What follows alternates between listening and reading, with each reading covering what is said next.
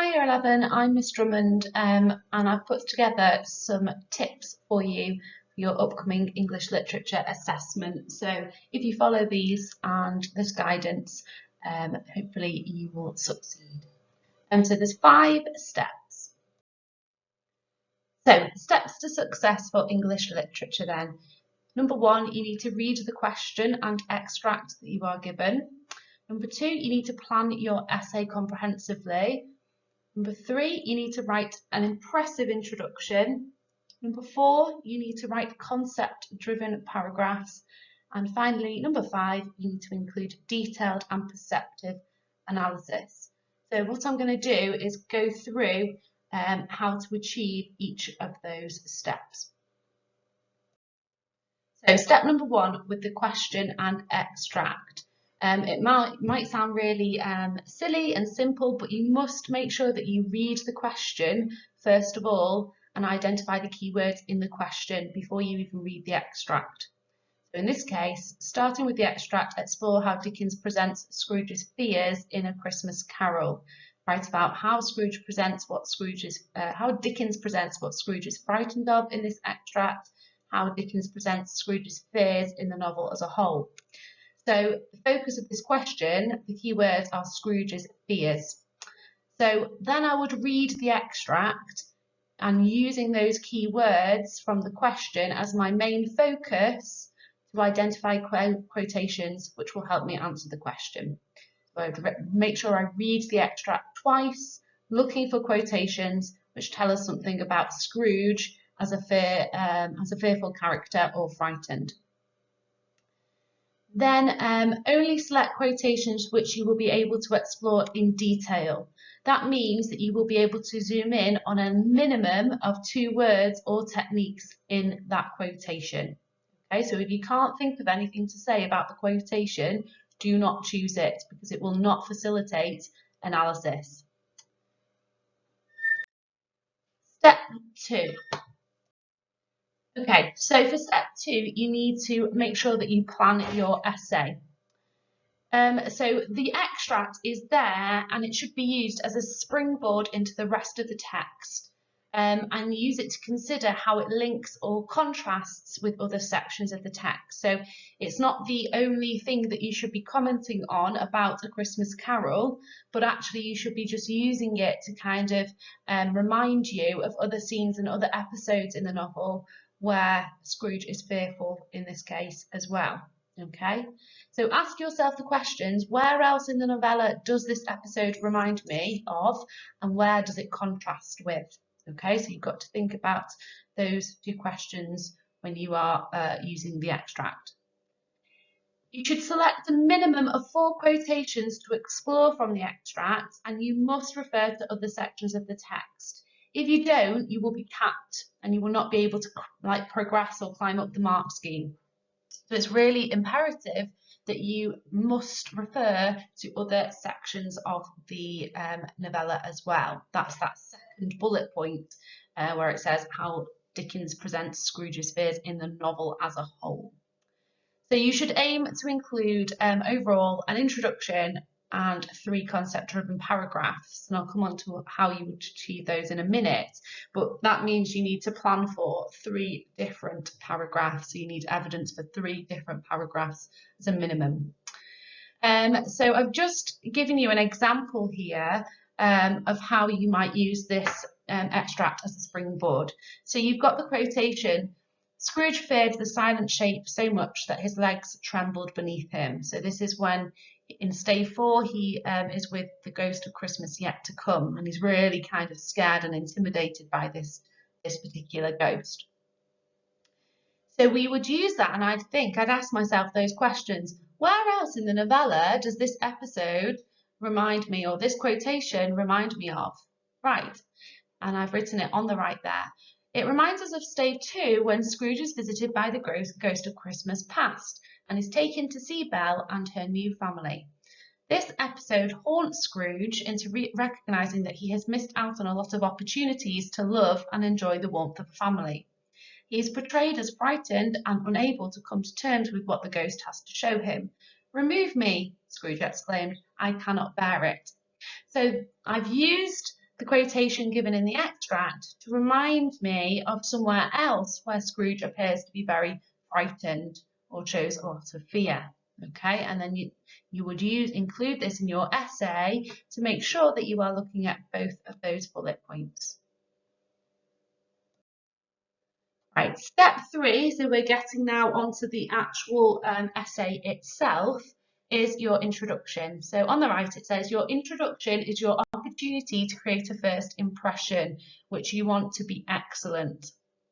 So you need to establish your argument and explain what your stance is on the question. And I call this anchoring the question, anchoring it down, really kind of consolidating what you feel about the question, okay? It is also an opportunity for you to show off your understanding of the text structure, form and context. So when thinking about writing introductions, I always use this sort of formula. Anchor the question, include the genre of the text, the writer's voice, okay, the writer's intention, and if you can give a nod to historical context, that too, okay.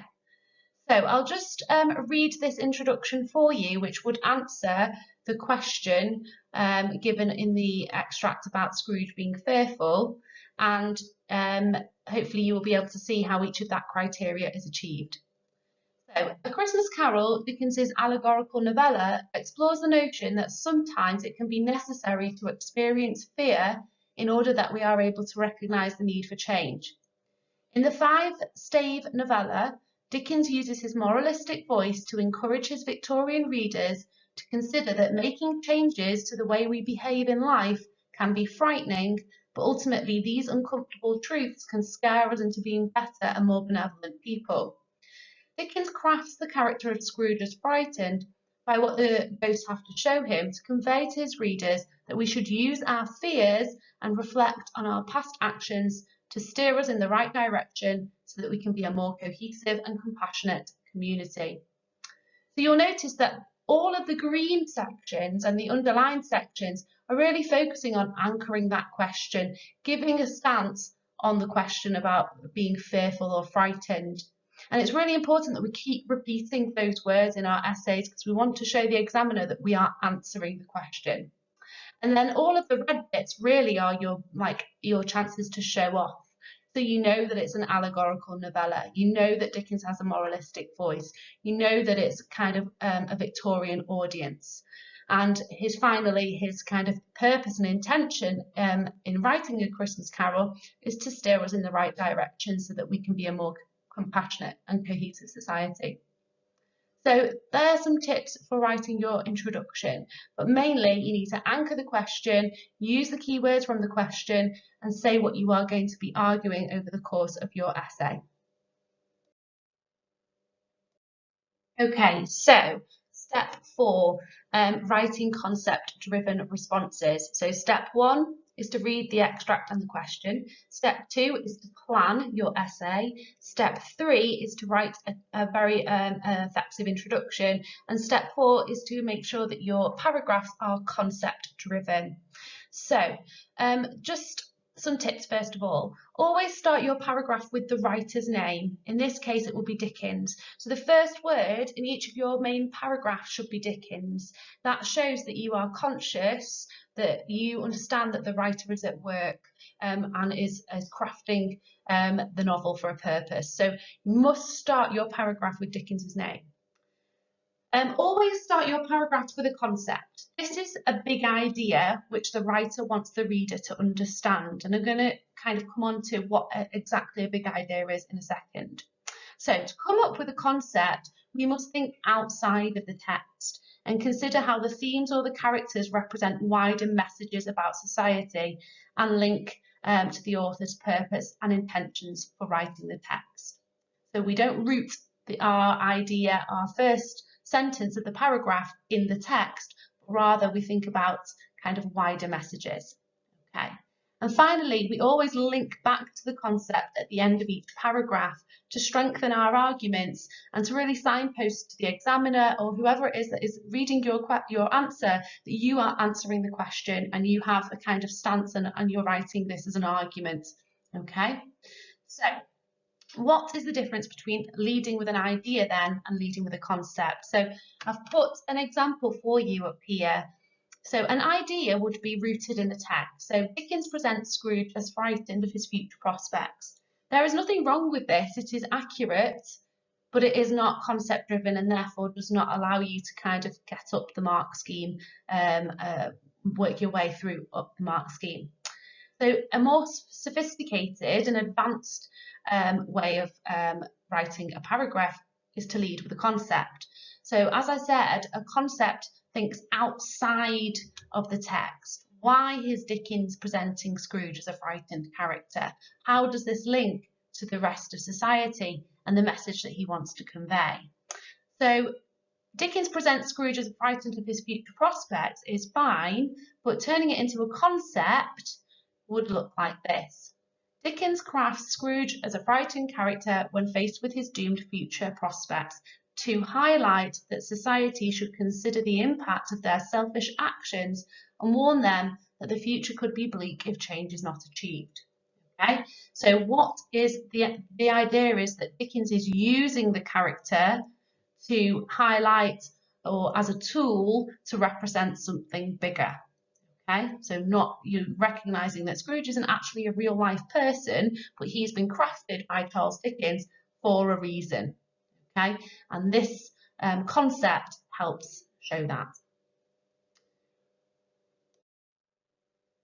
Finally, step 5. So in order for you to make sure that you kind of succeed in a literature response, you must include detailed and perceptive analysis. That is kind of what underpins a literature response. So in order to do this, you need to select evidence which will facilitate detailed analysis. As I said before, if you are selecting a quotation that you actually haven't got a lot to say about, don't use it, okay? You should be able to zoom in at least twice on different aspects of each quotation. And as I'll show you that example there in a second, you can see that there's a minimum of 3 things that can be explored in that quotation.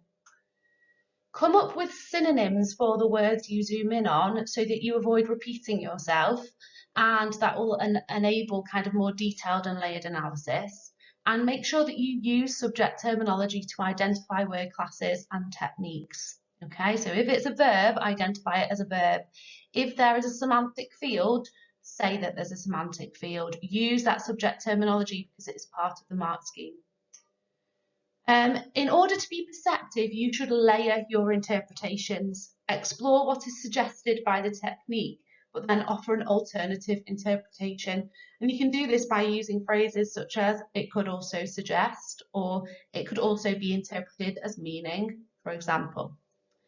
So, as I said, make sure that you select a quotation which will allow you plenty of analysis. So if we look at this quotation together, Scrooge feared the silent shape so much that his legs trembled beneath him. So you will see, first of all, we've got feared so much and trembled, because all of these relate to that idea of Scrooge as a frightened character. And that's the focus of the question. So we must focus on what the question's asking. So the verb feared then. This suggests he is taken aback, he is full of dread, he is apprehensive, and he's anxious. So you'll notice there I've come up with lots of different synonyms for that word feared. So it really makes sure that my analysis is very detailed. Then I can take it a bit further and say that Scrooge is a symbol for the rest of the bourgeois society. So Dickens wants to frighten them into realising that this could be them too if they don't change their ways. And that word symbol is subject terminology, so you'll be ticking that box there too. Looking at the intensifier so the silent shape so much, so he's so fearful. So the intensifier highlights the extent to which Scrooge is impacted by his final visitation and how it is causing him to physically react. So notice it says "and," so it shows that I'm pushing myself that little bit further to give that extra bit of analysis. And finally, the verb trembled then, so we've identified that it's a verb. This shows the appearance of the phantom and what it represents has moved Scrooge to physically shake. Tremble also has connotations of shivering and shaking, which is what we do when we are particularly nervous and are feeling trepidation. Alternatively, Scrooge is so disconcerted by the prospect of what the ghost is going to show him in his future and the journey which he has been taken on through the night that he has become sensitive to emotional episodes, and therefore he's like a changed person who feels emotion. So you can see here again, I've got that word alternatively, that this student is really trying to push themselves to come up with an extra interpretation. And that's how we become detailed and perceptive. Perceptive just means that you've got insight. So you're really kind of thinking beyond what everyone else is going to think. So just to recap then, you need to read the extract and the question, step 1, plan your answer, step 2, write an effective introduction, step 3, write a concept-driven response, step 4, and step 5, include detailed and perceptive analysis. So good luck with the assessment. I hope it goes well.